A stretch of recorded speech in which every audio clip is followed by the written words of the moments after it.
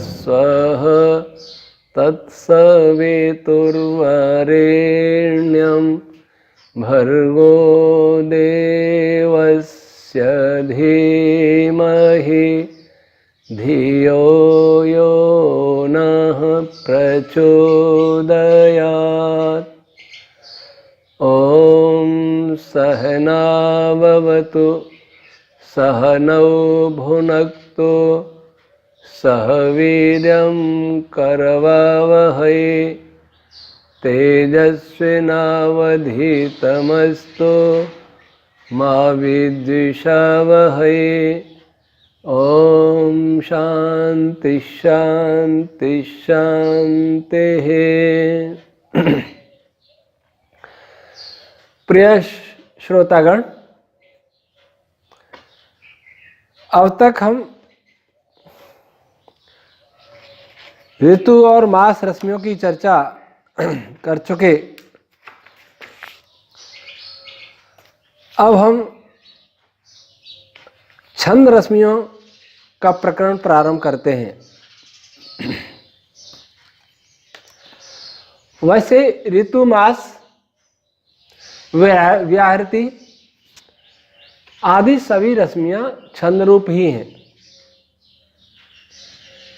इस ब्रह्मांड में वाणी का ऐसा कोई रूप नहीं जो छंद युक्त न हो, छंद रूप न हो। जो अस्पष्ट वाणियां हैं वे भी विभिन्न छंद रश्मियों का एक उलझा हुआ सम्मिश्र रूप है। अन्यथा छंद के अतिरिक्त इस ब्रह्मांड में कोई वाणी नहीं है। फिर भी जो प्रसिद्ध गायत्री आदि छंद रश्मियां सुनी जाती हैं उनकी चर्चा हम यहां प्रारंभ करते हैं।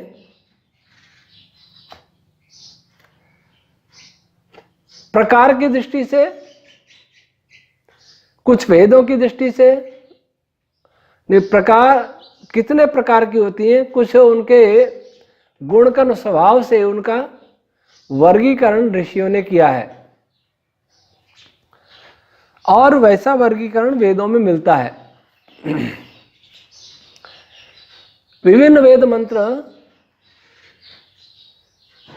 विभिन्न प्रकार के छंदों में है। जैसे प्रसिद्ध गायत्री आदि छंद अनुष्टुप, त्रिष्टुप, जगति, पंक्ति, उष्णिक, भू भुव आदि हैं, ओम आदि हैं, ये भी छंद है। जैसे ओम दैवी गायत्री छंद है, भूदैवी गायत्री है। वैसे ही मास और ऋतु रश्मियों को भी समझना चाहिए।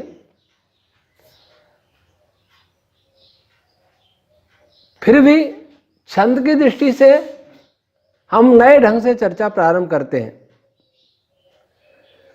सृष्टि उत्पत्ति छंद रश्मियों का ही खेल है। बिना छंद रश्मियों के प्रकृति रूपी मूल पदार्थ में और उसके पश्चात मन रूप पदार्थ में कोई भी विकार उत्पन्न हो ही नहीं सकता। और छंद रश्मियों की डोर अंत में एक दैवी गायत्री छंद रश्मि ओम से बंधी हुई है और वह ओम परब्रह्म निराकार परमेश्वर जो सर्वव्यापक है उससे संयुक्त है, उससे प्रेरित है। इसलिए ब्रह्मांड की संपूर्ण गतिविधियों को चित्त स्वरूप ईश्वर निराकार ब्रह्म कठपुतली की खेल की भांति संचालित कर रहा है। एक स्थान पर बैठ के नहीं बल्कि सर्वत्र, सबके भीतर और सबके बाहर विद्यमान रहकर।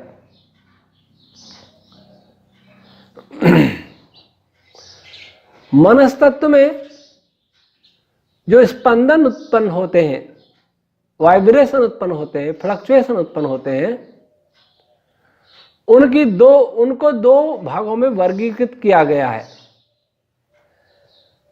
कुछ स्पंदन वाक कहलाते हैं और कुछ स्पंदन प्राण कहलाते हैं। वैसे ये दोनों ही एक है, दोनों भी एक है। प्राण भी वाक है और वाक भी प्राण है।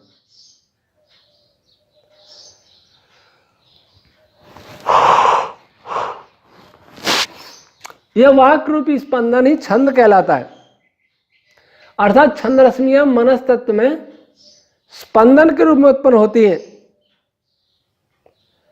ओम भू भुव स्वः, विभिन्न मास, विभिन्न छंद, विभिन्न ऋतु, ये भी सभी रश्मियां मन में उत्पन्न होती हैं। ओम का परारूप प्रकृति में उत्पन्न होता है और ओम का पश्चादि रूप मन में उत्पन्न होता है। मन और वाक के विषय में ऋषियों का कहना है, मनोवई पूर्वम अथ वाक। जैमिनीय ब्राह्मण 1:128 और 3:12। मनसो ही वाक प्रजायते। जैमिनीय ब्राह्मण 1:320। मनसा व अग्रे कीर्तयति तद वाचा वदति। सांख्यायन आरण्यक 7:2 के द्वारा मनस्तत्व को वाक तत्व से पूर्व उत्पन्न सिद्ध करते हुए भी कहा है। पूर्व उत्पन्न बताया है, मन पहले उत्पन्न होता है, वाक बाद में। लेकिन फिर भी महर्षि जैमिनी ब्राह्मण 1:19 में लिखते हैं, तस्य वाग रूपाया गो हो मन एव वत्सः मनसा वै वाचम प्रिक्तम दुहरे। और महर्षि याज्ञवल्क्य शतपथ ब्राह्मण 11:3:1:1 में लिखते हैं, मन एव वत्सः। अर्थात यहां मन, पहले जैमिनी ऋषि ने कहा था मन पूर्व है और उसके अंतर वाक तत्व उत्पन्न होता है। फिर लिखा मनो से ही वाक प्रजायते, मनसो, मन से ही वाक तत्व उत्पन्न होता है। फिर लिखा सांख्यायन ब्राह्मण आरण्यक, मनसा अग्रे कीर्तयति तद वाचा वदति। पहले मन प्रकाशित होता है, फिर वाक तत्व उत्पन्न होता है। फिर मन को वाक का वत्स, पुत्र भी कहा। तो मनस तत्व वाक तत्व से उत्पन्न होता है। ये कौन से वाक तत्व? वाक तत्व सापेक्ष है। परा ओम रश्मि के द्वारा ही मन उत्पन्न होता है। प्रकृति रूपी पदार्थ में यदि पश्यन्ति ओम रश्मि उत्पन्न न हो तो मन की उत्पत्ति हो ही नहीं सकती। वह प्रकृति महत अहंकार मन में परिवर्तित नहीं हो सकती, विकृत नहीं हो सकती। इसलिए कहा कि वाक का पुत्र है मन, लेकिन यह मन अन्य वाग रश्मियों से पहले उत्पन्न होता है। परा ओम रश्मि रूपी वाक तत्व को छोड़कर अन्य कोई भी वाक तत्व मनस तत्व से पूर्व उत्पन्न नहीं होता और नहीं मनस तत्व को उत्पन्न करने में वह सहयोगी होता है। हाँ, इतना अवश्य कि ओम रश्मि का पश्यन्ति रूप मनस तत्व को सक्रिय और विकृत करके अन्य छंद रश्मियों को उत्पन्न करने के लिए प्रेरित करता है, यह बात अवश्य है। तो प्रेरित करने वाली ओम पश्यन्ति ओम रश्मि वाक तत्व की पुत्र नहीं मानी जा सकती। वल की वाक तत्व से ही उत्पन्न होती है और ओम रश्मि मनस तत्व में ही उत्पन्न होती है, लेकिन उसके पीछे प्रेरणा भी ओम परा रूप की होती है। मनस तत्व उत्पन्न अवश्य हो जाता है, लेकिन पश्यंती ओम रश्मि के बिना, उसकी प्रेरणा के बिना, उसकी उत्पत्ति के पूर्व मनस तत्व कोई भी क्रिया नहीं कर सकता। उसमें किसी भी प्रकार का स्पंदन नहीं हो सकता, उसमें किसी प्रकार की विकृति नहीं हो सकती, उससे अर्थात उससे कोई अन्य वस्तु बन नहीं सकती। इसलिए ओम छंद रश्मि का परारूप है, वह तो मनस तत्व से पूर्व उत्पन्न हो जाता है और मनस तत्व का कारण भी है, प्रेरक तत्व भी है। लेकिन उसके बाद जो भी छंद रश्मियां, प्राण रश्मियां उत्पन्न हो रही हैं, वो सभी मनस तत्व में उत्पन्न हो रही हैं, मनस तत्व की उत्पत्ति के पश्चात उत्पन्न हो रही हैं। इसलिए दोनों प्रकार की बातें आई। दोनों प्रकार की कौन सी? कि वाक मनस तत्व के बाद उत्पन्न होता है और दूसरी इसके विपरीत बात, मन जो है वह वाक तत्व का पुत्र है। ये दोनों विरोधी बातें लगती हैं, लेकिन दोनों विरोधी बातों को समझाने के लिए ये हमने चर्चा की कि परा ओम रश्मि रूपी वाक का तो मनस तत्व पुत्र है, लेकिन अन्य किसी रश्मि के लिए मनस तत्व पुत्र नहीं है, मनस तत्व उसका कारण है। अब जो बात आई कि प्राण और वाक, इसका दो प्रकार से विभाग किया गया स्पंदनों का। वो क्या है? वो यह है कि सृष्टि में जो भी स्पंदन उत्पन्न हो रहे हैं, जो भी रश्मियां उत्पन्न हो रही हैं, यह बात हमें फिर समझ लेनी चाहिए कि रश्मि शब्द का अर्थ होता है रश्मिर यमनाथ। महर्षि यास्क जी ने निरुक्त में लिखा, रश्मि अन्य किसी को प्रेरित भी करती है, नियंत्रित भी करती है। किसी अन्य रश्मि का नियंत्रण करती है, किसी तरंग को नियंत्रित करती है और किसी भी पार्टिकल को नियंत्रित करती है। जो सृष्टि में विभिन्न लोकांतर नियंत्रित हो रहे हैं, गुरुत्व बल के द्वारा माने जाते हैं। इस सृष्टि में बहुत कुछ नियंत्रण विद्युत चुंबकीय तरंगों के द्वारा माना जाता है और बहुत कुछ नियंत्रण चार फंडामेंटल फोर्स जो कहें उनके द्वारा माना जाता है। वस्तुतः विद्युत चुंबकीय तरंग ने कह के विद्युत चुंबकीय बल, स्ट्रॉन्ग फोर्स, ग्रेविटेशन, इन सब के द्वारा संसार नियंत्रित हो रहा है, जिनका अपने अपने स्तर पर कार्य चल रहा है। बड़े बड़े लोगों को नियंत्रित करने में ग्रेविटेशन की भूमिका है, छोटे छोटे कणों को नियंत्रित करने में इलेक्ट्रोमैग्नेटिक फोर्स, स्ट्रॉन्ग फोर्स आदि की भूमिका है। लेकिन इन बलों के पीछे जो भूमिका है वो इन्हीं वैदिक रश्मियों की है। छंद रश्मियां जो प्राण और वाक के रूप में होती हैं, तो वाक और प्राण क्या है? ये रश्मियां दो प्रकार की हैं। एक रश्मियां वे हैं जो इस सृष्टि में पुरुष रूप व्यवहार करती हैं, मेल की भांति व्यवहार करती हैं, और एक रश्मियां वो हैं जो फीमेल स्त्री का व्यवहार करती हैं, योषा का व्यवहार करती हैं।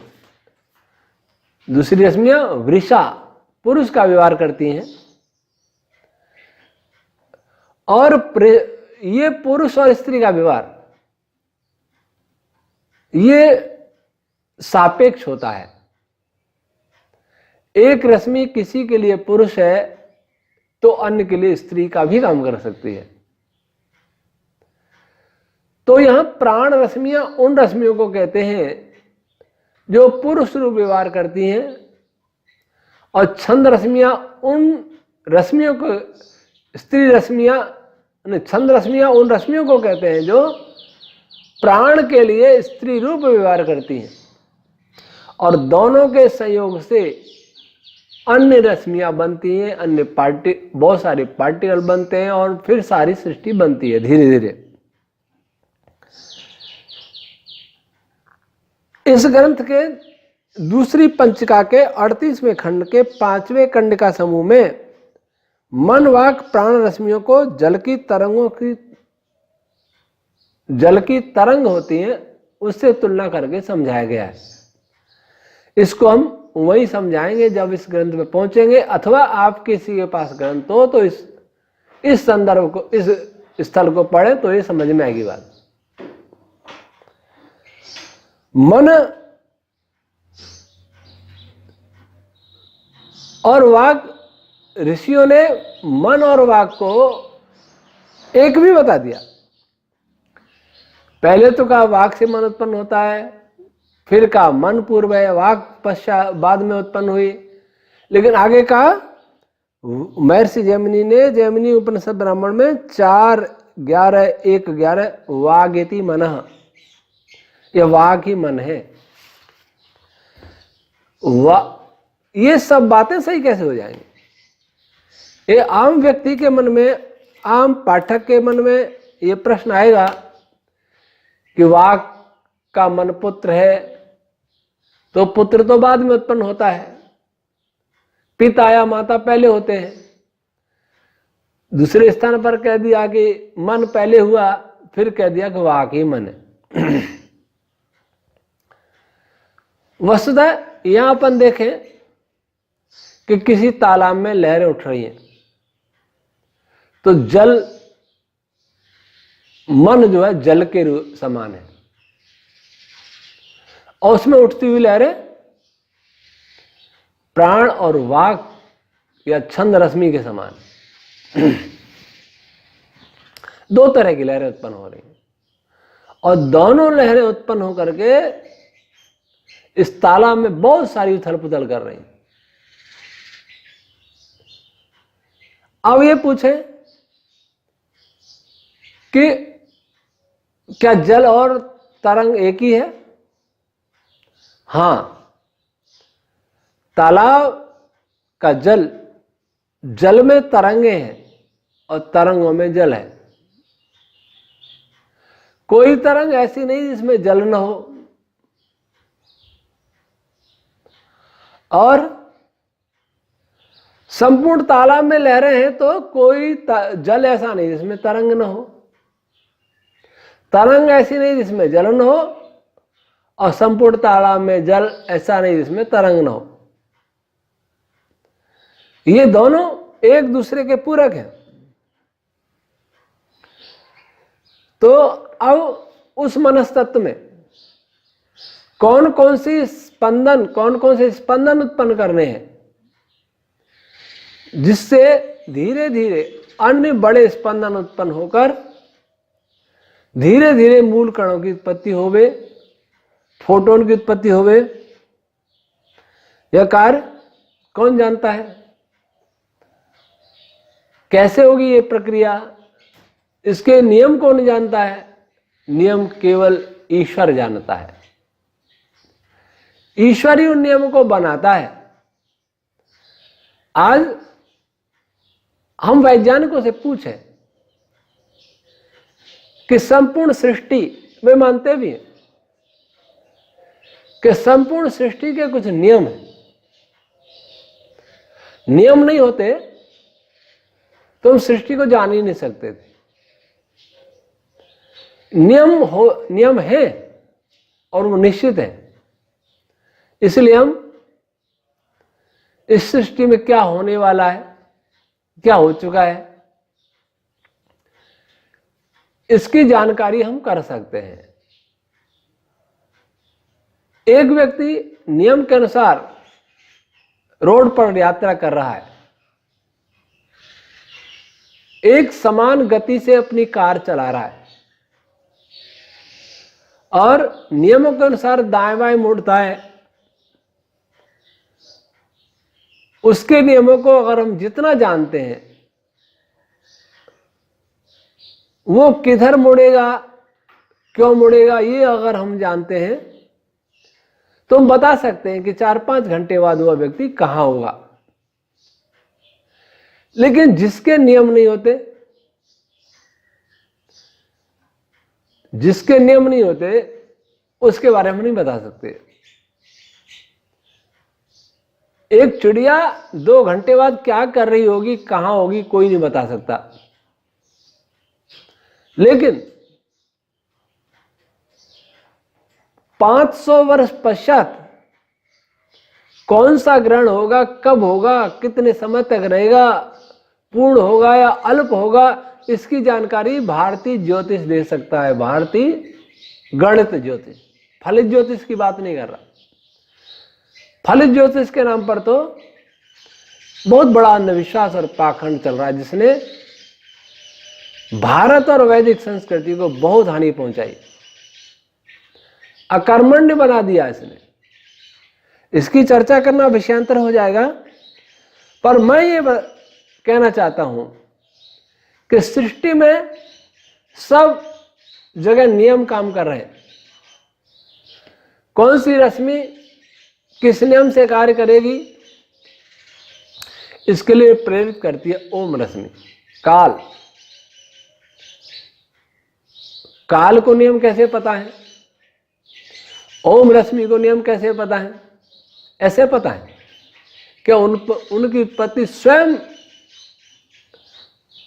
निराकार चेतन पर ब्रह्म से होती है। वो उसी से निर्दिष्ट होती हैं, उसी से प्रेरित होकर कार्य करती हैं। तो वे ओम रश्मियां सभी अन्य रश्मियों को बताती हैं क्या करना है। बताने का अर्थ यह नहीं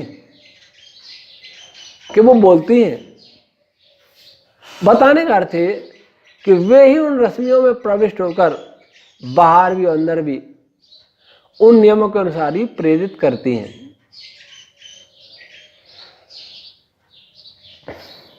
तो ये निरंतर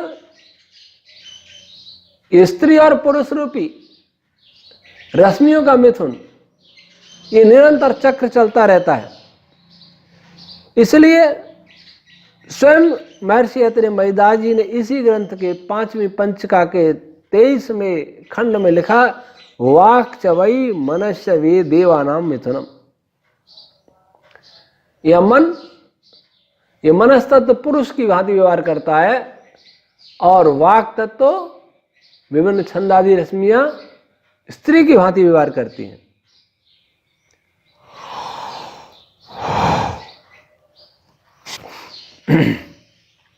और भी वृषा,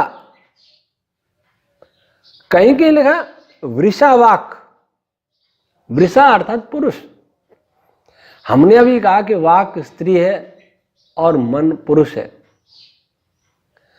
अब दूसरी जगह में ये भी कह रहे हैं वृषा पुरुष वाक है। अब ये कहां से निकाला है? ये निकाला शतपथ ब्राह्मण 1.4.4.3 में लिखा, वृषा ही श्रुवः, श्रुव ही वृषा है, और आगे लग दिया वृषा श्रुवः।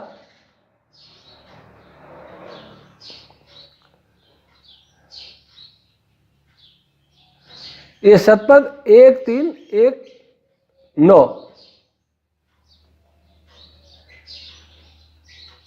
और फिर लिखा शतपथ 1.4.4.4 में योषा ही वाक। यहां वाक स्त्री रूप है।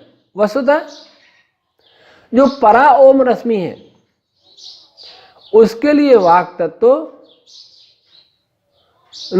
उसके लिए मनस तत्व स्त्री का कार्य करता है, क्योंकि परा ओम रश्मि काल मन को प्रेरित करता है, इसलिए काल वृषा है, पुरुष है। और मनस्तत्व स्त्री का कार्य करता है। लेकिन आगे जो रश्मियां उत्पन्न होती हैं उनके लिए वाक तत्व या विभिन्न छंद रश्मियां, सारी पश्यंती छंद रश्मियां, प्राण रश्मि आदि स्त्री का की भांति व्यवहार करती हैं और मनस्तत्व पुरुष की भांति व्यवहार करता है। तो मनस्तत्व दोनों ये सापेक्ष है, वाक और वो स्त्री और पुरुष का कार्य। अब छंदन रश्मियों रूपी वाक और प्राण रश्मियों के आपस के संबंध की तुलना करते हैं। जो दो बताया कि दो प्रकार के स्पंदन होते हैं, उसके विषय में ऋषियों ने कहा वाक चवई प्राणस्य मिथुनम। पहले कहा वाक चवई मनस्य देवानाम मिथुनम, अब कह दिया वाक और प्राण मिथुन है, इनके जोड़े होते हैं। सर्वे प्राणा वाची प्रतिष्ठिता, शतपथ 12:8-2:25। इन वचनों से सिद्ध होता है कि जैसे मन और वाक का मिथुन सर्वत्र कार्य करता है, वैसे ही वाक और प्राण का भी मिथुन सर्वत्र कार्य करता है और सभी प्राण रश्मियां वाक में प्रतिष्ठित होती हैं। सभी प्राण रश्मियां, प्राथमिक प्राण रश्मियां वाक तथा छंद रश्मियों में प्रतिष्ठित होती हैं। और आगे फिर कहा महर्षि याज्ञवल्क्य जी ने शतपथ ब्राह्मण 13:3-8:1 में प्राणो ही रेतसाम विकर्ता, और महर्षि अत्रेय महिदास जी ने प्राणो रेतः। फिर शतपथ 6:3-1:19 में कहा वाक वा इदम कर्म प्राणो वाचस्पति। इनसे क्या संकेत मिलता है कि प्राण रश्मियां पुरुष होकर स्त्री रूप छंद रश्मियों में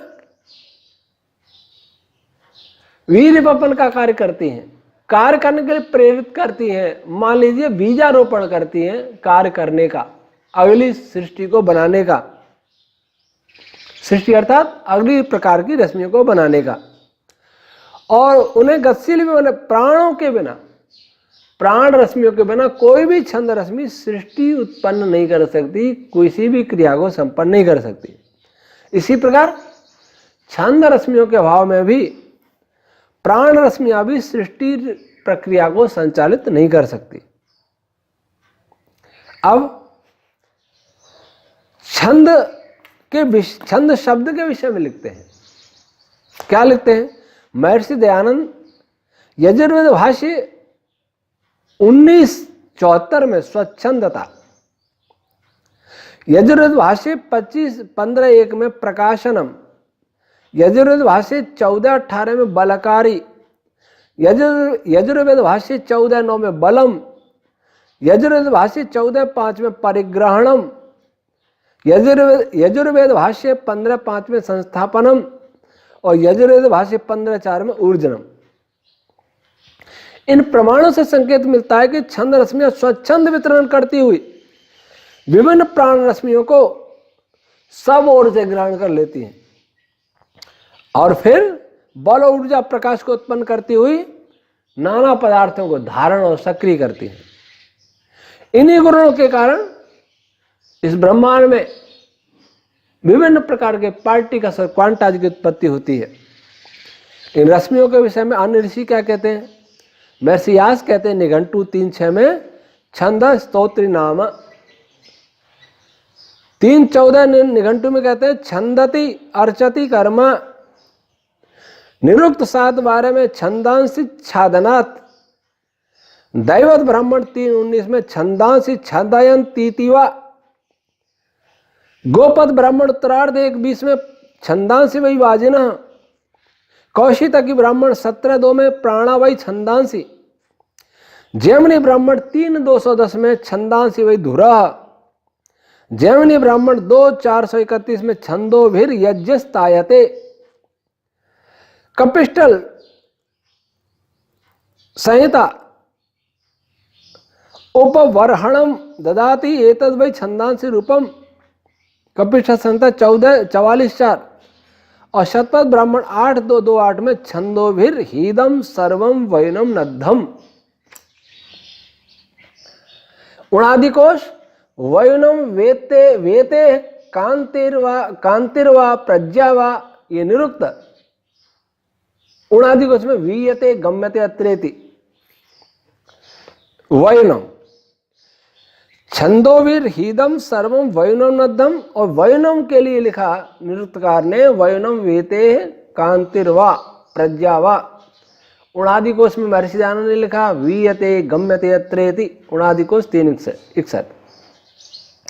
इन वचनों से छंद रश्मियों के कई गुण स्पष्ट हो रहे। पहला, छंद रश्मियां प्रकाश को उत्पन्न करने वाली होती हैं। दूसरा, छंद रश्मियां किसी परमाणु अर्थात कण और क्वांटा को सब ओर से आच्छादित करने वाली होती हैं। नंबर 3, छंद रश्मियां बलों की संयोजिका और उत्पादिका होती हैं। कणों की संयोजिका उत्पादिका, बलों की संयोजिका भी है, कणों की भी है।